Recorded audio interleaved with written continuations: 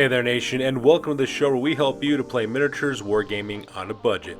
It is I, Commander Cheapskate, and we're back with another edition of Hobby Side, our series dedicated to the hobby aspect of miniatures wargaming. On this series, we'll discuss our current project, showcase our studio's terrain as well as miniatures, and present any new information about the miniature wargaming hobby.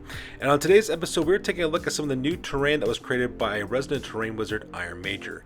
For those of you guys who are new to the channel, Iron Major is one of our players in my gaming group who actually makes all the terrain that you see on our channel. All of it is homemade, made from cardboard, sand, wood glue, styrofoam, paint, and patience. And he makes absolutely beautiful work. And as you can see, as we're doing this flyover of the terrain that actually Iron Major has made, the latest addition he's made for Mordheim Terrain is that he's sculpted these beautiful elevated platforms for us to set up on our Mordheim tables.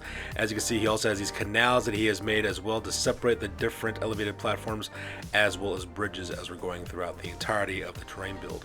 I've also decorated this table with some additional buildings that Iron Major has made for us over the years, so that way you guys can take a look at that and see exactly how it looks directly on the tabletop when it's fully fleshed out.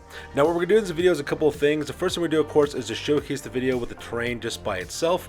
I will then discuss exactly how Iron Major went about making each of the terrain pieces and talk about exactly how he went to the design concept for each one of them. And eventually we'll also finish up with another video where we actually put miniatures and everything else on it, put some background music, and make a promo reel.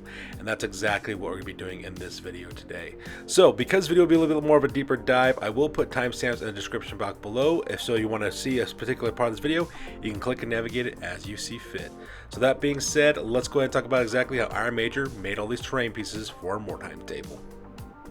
Alright, so let's go on and talk about exactly how Iron Major went about building these elevated platforms as well as the bridges connections as well as the canal sections as well. As you can see, I have three very small sections of it, so that way we can talk about exactly how it was built. So first of all, let's start with this giant elevated block here first, and by flipping it over, we pretty much get the idea of how it was constructed in the first place.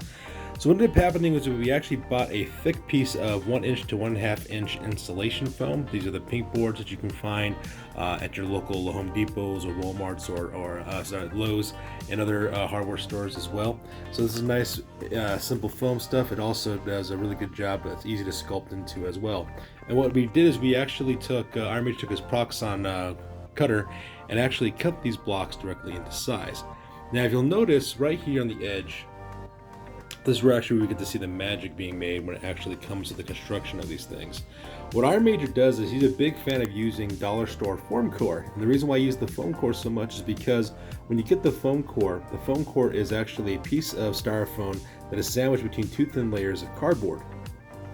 And what Iron Major actually does is that he peels back those layers of cardboard because it's very easy to peel off on both sides. And the reason why is because it's very cheap, and that's the reason why it's used from the dollar store. So he does that, cuts it to length as he wants to, then he peels those layers off, and then he ends up gluing them directly towards the outside of the actual board. He does this for the edges. If I can get this flipped over, as you can see, all four edges. And then he also caps the top with a large one as well.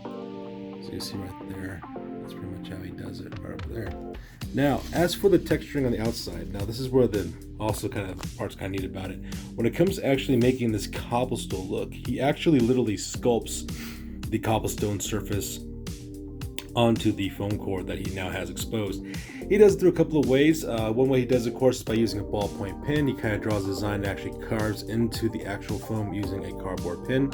He also uses a ball of aluminum foil that he crunches up into a rough ball, which he then runs over the entire outside of it to give this kind of uneven, kind of pitted, kind of weathered look to it as well. Now that whole process is quite tedious to do because you actually have to sculpt every single block, and he does that by hand by carving into the surface. He says usually what he does, he just kind of sits down, watches TV, and actually sits there and actually carves it all bit by bit. And then from there, of course, he then just paints it by hand with using cheap craft paint. Uses his black oil wash as well. Uses black wash on top of it as well as Mod Podge, basically trying to just protect the outside of it. And that's how he goes about building the elevated platforms. Now this is a smaller section, but of course you could just scale it up to whatever size you want, and you pretty much get the idea of how these elevated platforms are created. So now that we're done talking about the elevated platform, let's talk about how he goes about building the bridge section. And once again, if we flip this over, we can pretty much see exactly how the construction is made with these bridge sections as well. So as you can see, it's primarily styrofoam is pretty much what it's made out of for the most part. We have these huge anchor sides over here on both sides. He just carves this out of a piece of styrofoam.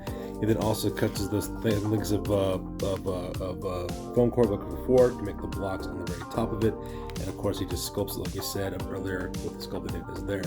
Now, if you look here on the bottom, he actually does reinforce it with a little bit more foam core as well in the center, making these ribs and stabilizers to give the structure rigidity as well. And then of course, right after he gets done actually sculpting all of it, he does exactly the same thing with the paint job before, using grays and dry brushes and using his homemade black wash in order to get this effect, and of course treating it with Mod Podge as well. And that's pretty much how he gets the bridges made for himself as well as for his risers. So the last piece we're going to talk about real quick are the canal sections that Iron Major made. So we're going to talk about exactly how he went about making those sections as well. And as you can see, this cross section pretty much just kind of gives an indication what he did. The base is actually linoleum tile, and what he does, he actually cuts it to the section the size that he wants it, and removes the backing, sticky side up, and he attaches foam core to it. Once again, using that Dollar Tree foam core, it's absolutely fantastic stuff. What he does, of course, he peels off the paper on both sides. As you can see right there in the bottom there is our linoleum. He then slaps a piece of foam core on top of that, and the banks are also made out of foam core as well. And then once he has the layers that he wants down, what he decides to do then is he decides to sculpt the banks any way he wants using a crafting knife in order to do so. And then of course he has the flat bottom here. Now when it comes to actually painting this, what he actually decided to do is actually to texture the banks on both sides using sand and wood glue like we always do. And then he ends up actually painting the base of the river with two different shades of green. I think he said he used a darker green and a lighter green, a dry brush to create that kind of swampy kind of look. And then of course he paints the land as well. And then what he decides to do afterwards, he takes high gloss Mod Podge and he puts 2 layers of it on directly where the water is going to be, and he stipples the surface of the second layer to give this kind of water effect, as he calls it. And it has a beautiful high gloss job on that part. And of course he uses normal mod, he uses homemade flocking for the grass banks, and then of course he just Mod Podges the entire thing to keep it all protected. And then of course paints the edges black, so that way it doesn't appear up when you actually link the sections together. That's absolutely fantastic as well. And that's how he goes about actually making the riverbanks. So now that we're done talking about the terrain that the Mordheim Terrain that Iron Major made, what we're going to do next is now show you our promo images. I have some video clips with it all set up with miniatures as well as terrain pieces on it as well with some background music, and we'll end the video with that. So as always guys, please feel free to like, comment, and or subscribe. Your guys' input is valuable to us as always.